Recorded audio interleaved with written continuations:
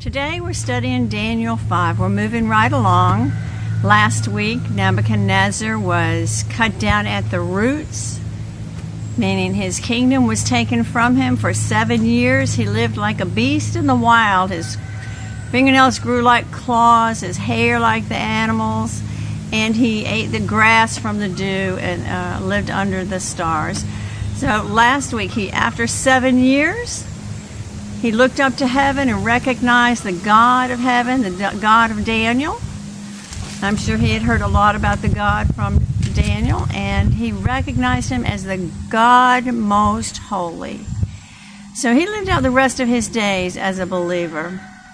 Now about 30 years have passed now, and we're in chapter 5, and his grandson is on the reign here now, and he's fixing to have a huge party.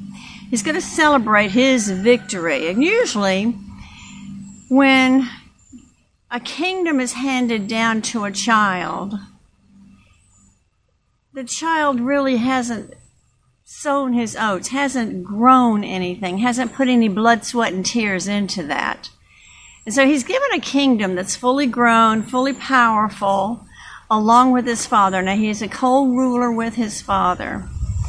And so we're fixing to see what's happening. He's having a lavish party.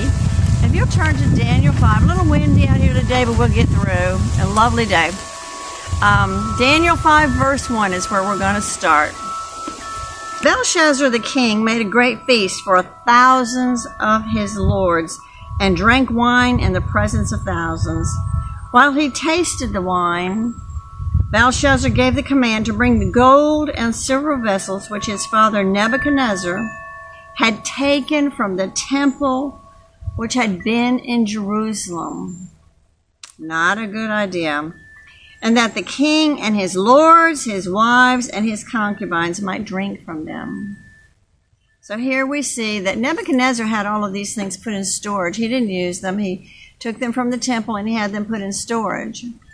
And we'll find out later on that during Ezra and Nehemiah's time that they're brought out again and taken back to Jerusalem. But at this time, Belshazzar is bringing these out because he wants to show that he is the Lord of all. He's control of all, and God has no power over him. Well, we don't tempt God like that. So let's see what happens. Verse 3, chapter 5, verse 3. Then they brought the gold vessels that had been taken from the temple of the house of God, which had been in Jerusalem, and the king and his lords, his wives, and his concubines drank from them. They drank wine, and they praised the gods of gold and silver, bronze and iron, wood and stone. Now, why is he praising the gods of gold and silver, bronze and iron, wood and stone? Because that's what their pagan gods were made out of. They would carve them out of statues, carve them into little statues.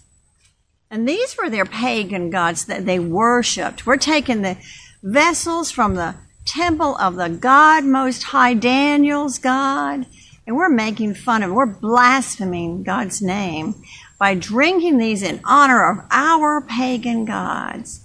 He's full of pride.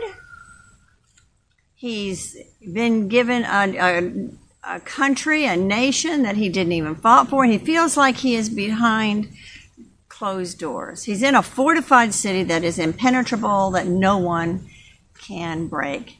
Well, his fault is the whole town is partying. Even the guards, even the watchtowers, everyone in town is partying. But little does he know outside the gates, the enemy is lurking. So let's continue on. It says, in the same hour, not immediately, in the same hour, the fingers of a man's hand appeared and wrote opposite the lampstand on the plaster of the wall in the king's palace. And the king saw the part of the hand that wrote. Then the king's countenance changed. Listen to this. And his thoughts troubled him, so that the joints of his hips were loosened, and his knees knocked against each other. Do you think he's scared? He's terrified. He has pushed the God of heaven to the limits, and he is fixing to see God's wrath immediately, God's judgment upon Babylon. Because it says right here, in the same hour. Now, I'm sure he'd been giving, God always gives warning before judgment, always gives warning before wrath. He'd been warned before. He knew the history of his father, that his father had become a believer of Daniel, a God. He knew these things. In fact, we're going to find out in a minute. The Queen Mother comes in. He knew these things. He's tempting God. Man, you don't push God. You don't push God. You trust God. He's doing all the wrong things here for a leader. Okay, in the same hour it wrote on the wall, and the king saw the part of the hand that wrote, and the king's countenance changed. And his thoughts troubled him. I guess they did. So that the joints of his knees were loosened, and his knees knocked against each other. Have you ever been so scared or so afraid of something you couldn't stand up? That you become instantly sober? I have. Yeah, I used to be a party girl. I've had things that have scared me so bad that you sober up like that. And that's what's happened here. He's in a chamber of thousands of people, and everyone in that room saw that hand, that writing on the wall, the hand of God. Now we see the hand of God in another chapter, it's in Exodus 20, where he writes with his own hand the laws of Moses on the 2 tablets that Moses takes down the mountain. So here again we see that was giving them laws, but this here is giving them judgment. We're fixing to find out what that means. The king cried aloud to bring his astrologers and his Chaldeans and the soothsayers. So he wants all his magicians there. I want you all to tell me what's going on here. The king spoke, saying to the wise men of Babylon, whoever reads the writing and tells me its interpretation shall be clothed with purple and have a chain of gold around his neck, and he shall be third ruler in the kingdom. Now, why would he say third ruler in the kingdom? Because Belshazzar and his father, Nebuchadnezzar, are co-rulers in the region. So whoever can interpret what this is saying would be the third ruler in the kingdom, okay? So this is proven by history. They're not sure. Belshazzar is the grandson of Nebuchadnezzar through his daughter. So Nebuchadnezzar is her husband, and Belshazzar is their child. So a little confusing there, just something I thought I'd throw in. Don't worry about it. All you need to know is the handwriting on the wall. Okay, and in verse 8, now all the king's wise men came, but they could not read the writing on the wall or make known to the king its interpretation. Then King Belshazzar was greatly troubled. He knew this was something divine, and it troubled him deeply. His countenance changed, and the lords were astonished. Verse 10, the queen, now this is the queen mother, this would have been one of Nebuchadnezzar's wives.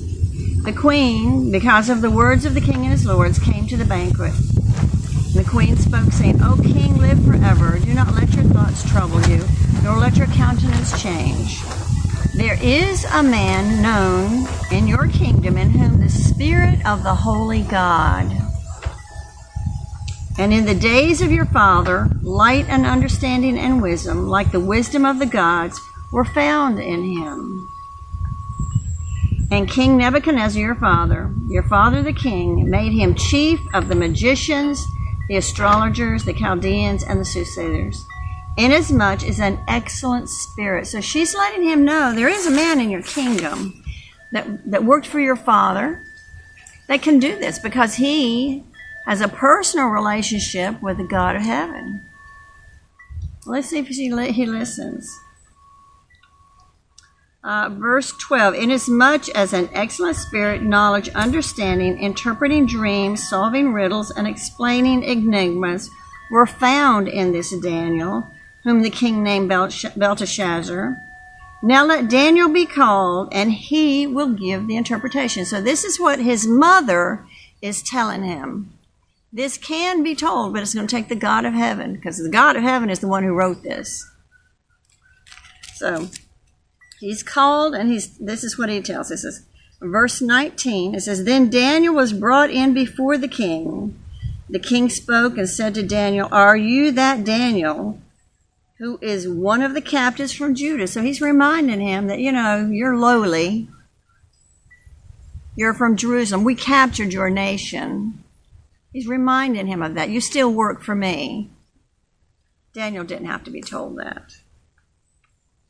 I have heard of you, that the Spirit of God is in you, and that light and understanding and excellent wisdom are found in you. Now the wise men and the astrologers have been brought in before me, that they should read the writing on the wall, make known to me the interpretation, but they could not give me the interpretation. And I have heard of you, that you can give interpretations and explain enigmas. And now if you can read the writing and make known to me its interpretation, you shall be clothed in purple and have a gold chain around your neck, and shall be third ruler of the kingdom. There it is again, the third ruler of the kingdom. These are not things Daniel wants. Daniel does not work for gold and silver, notoriety. Daniel works for the God of heaven. God put Daniel in this place, in Babylon, to take care of the Jews, to let them know there's hope, to let them know there's a way out, and there is a way out. Verse 17, Then Daniel answered and said to the king, Let your gifts be before you, and give your rewards to another. So he didn't want those gifts, and he let him know, I don't care about your stuff. I don't care, but I will let you know what the interpretation is. O king, the most high God gave Nebuchadnezzar your father. So he's giving him a reminding of what his father did. He tells him, goes through and he tells him what God did for Nebuchadnezzar, and how Nebuchadnezzar became a root, but then he was cut down to the tree was cut down for 7 years. He became like an animal, but God restored him and he became a believer. So Daniel reminds him of this, even though this kid probably already knew all that. He didn't want to hear it, but he's going to listen because he has no other choice. So let's go on down to verse 22. But you, his son, Belshazzar, have not humbled your heart, although you knew all this. He knew this. And you have lifted yourself up against the Lord of heaven. They have brought the vessels of his house before you, and you and your lords, your wives, and your concubines have drunk wine from them. And you have praised the gods of silver and gold, bronze and iron, wood and stone, which do not see or hear or know. And the God who holds your breath in his hand owns all your ways. So he's letting him know that your pagan gods mean nothing. They don't hear you. They can't feel. They can't touch. They have no... It's just stupid talking to a rock, a piece of wood. Stupid pagan gods. But this is what they believed in those days. 24.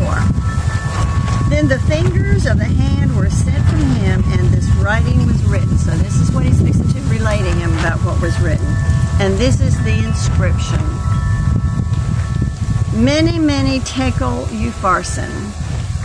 This is the interpretation of each word, meaning God has numbered your kingdom and finished it. You're done. He's looked at everything you've done, and you are done. So many means numbered. Tekel, you have been weighed in the balances and found wanting. Now let's look at that for just a minute. Now we all know what the balances of justice look like, right? We all start out with an even plate, okay? So what's happened to Belshazzar? He has sinned so much. Take a sin out and put it on this side. It's starting to weigh down. Add another sin, put it over here. Take another sin. The balance, the scales are starting to tip. Take another sin, put it over here, to where it's bottomed out. He can't go any further. God's wrath is fixing to happen. So it's saying here, weighed, numbered and weighed. Your time has come. They can't go any further. Your scales are bottomed out.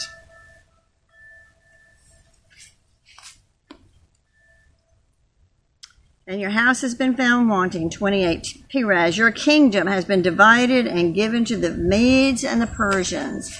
Now the Persians are also known today as the Iranians. That's kind of funny there that a lot of people read the Medes and the Persians and they don't identify them, but the Persians are Iranians. Then Belshazzar gave the command, and they clothed Daniel with purple and put a chain of gold around his neck and made a proclamation concerning him that he could be the third ruler of the kingdom. Daniel cares nothing about this, nothing. He just wants to get out of there. He knows, in his mind, he knows the Medes and the Persians are outside that wall, and he knows they're coming in that night. He wants nothing to do with this. So he gives them the interpretation, and he leaves. And I imagine on his way out, he's throwing the gown and the gold and everything else aside because it matters nothing to him. All right, verse 30. That very night, Belshazzar, king of the Chaldeans, was slain, and Darius the Mede received the kingdom, being about 62 years old. So now Belshazzar, the Babylonian kingdom, is done. They lasted about 85 years. Nebuchadnezzar had not had the kingdom very long when he captured Judah. So 70 years, remember Jeremiah writes that it's going to be 70 years of captivity and then you will be set free. They haven't been set free yet. Cyrus is going to let them free. We'll read about that later. But now the Babylonian captivity or the Babylonian reign is over. Now it belongs to the Medes and the Persians. Now we see this many times in the Bible where you've got a good, godly king, and when they have a son, they step right into the position and destroy it. Hezekiah was he was a good king. He was a king at the time of when the Assyrians took the northern 10 kingdoms. He was fixing to die. He asked for a few more years. God gave him 15 more years. He didn't have a son. During that 15 years, he had a son. Evil son. I just want to give a big thank you that we witnessed a miracle this past week with the elections. Things are fixing to turn around, and I pray. We only did it by prayer. God heard our prayers. And whether Donald Trump is the better candidate or not, God gave us a reprieve because we were heading straight down. We were down. There was nowhere else to go. He gave us a reprieve. But let me tell you, this is a temporary reprieve. We have to stay diligent. We have to pray. And we have to pray that God will bless our nation again. That we turn to God as a whole, as a people. Because in 1 Chronicles 7:14 it says, if my people who are called by my name will humble themselves and seek my face, I will heal their land. And God will hold up his promises. He's never failed us. I just pray that you will share this message, that you will share the gospel. I don't know how much more time we've got on earth. We're watching Israel. Israel is the barometer on what's happening in God's world. But right now, maybe we've been given a reprieve for a few years. We'll see. But I thank the Lord Jesus Christ for giving us a temporary reprieve. I pray that we become a praying nation, that we thank God for everything. We give him glory for everything. That we recognize that this was by his power, not anyone else's power. This was by his power and our power of prayer. Prayer works. So please share the gospel. Thank you.